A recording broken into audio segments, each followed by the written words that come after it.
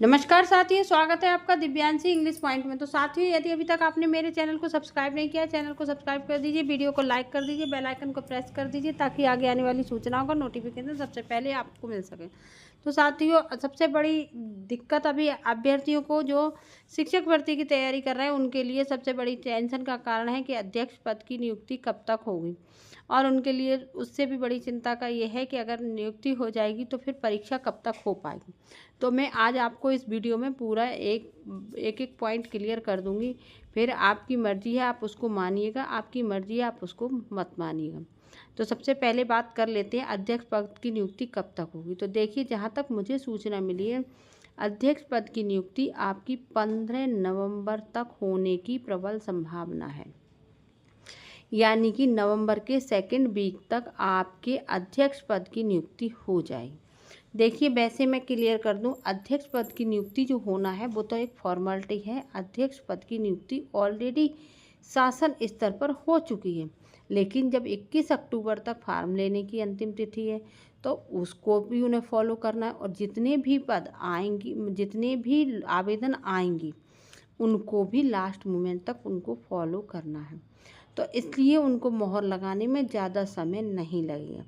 अब बाद में कोई दिक्कत आ जाए या देर हो जाए तो इसमें कुछ नहीं कहा जा सकता, लेकिन जहाँ तक हमें जानकारी प्राप्त हुई है वहाँ तक ये है कि अध्यक्ष पद की नियुक्ति बहुत ही जल्द होने जा रही है, यानी 15 नवंबर तक हो जाएगी। जब 21 अक्टूबर तक फॉर्म लेने की अंतिम तिथि है तो 15 नवंबर का समय लंबा समय नहीं है, क्योंकि जब अध्यक्ष साहिबा कीर्ति पांडे मैम नियुक्त हुई थी तो 6 महीने का समय लग गया था, जैसा कि आप लोगों को पता ही होगा।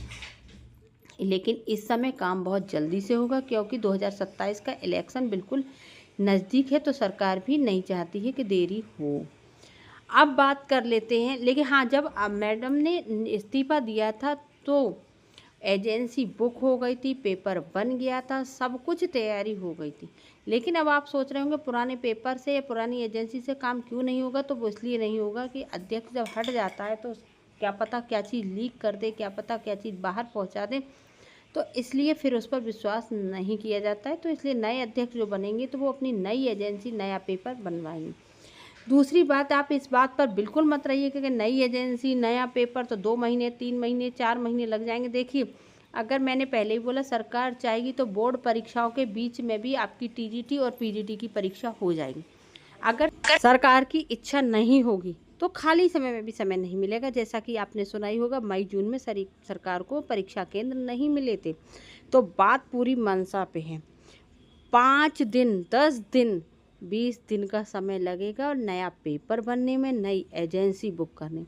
जब सरकार चाहेगी, सरकार शोर मचाएगी, तो क्या वहाँ पे बैठे हुए एम्प्लॉय काम ना करके दें? ऐसा उनकी हिम्मत है?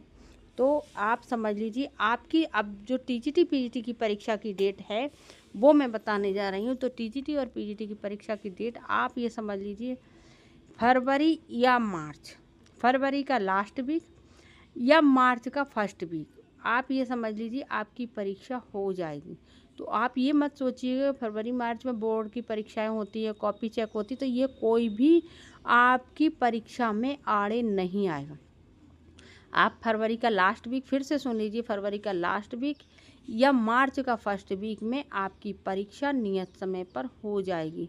तो आप अपनी तैयारी में ढिलाई मत बरतिए, आप मेहनत करते रहिए। ईश्वर ने चाहा तो आपकी परीक्षा हो जाएगी।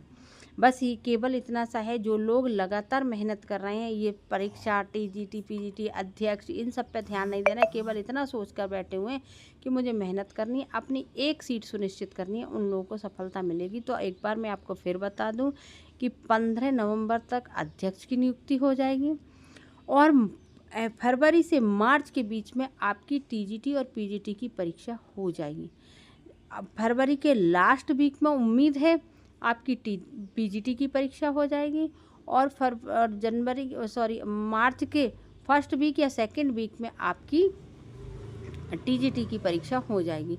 तो इसमें किसी प्रकार की कोई लापरवाही करने की ज़रूरत नहीं। बाकी मर्जी आपकी, आपको पता ही है कितने कितने सालों में एक एक परीक्षा होती है। आप अगर ये मान लीजिए आपकी एक लापरवाही कितना बड़ा नुकसान करा सकती है।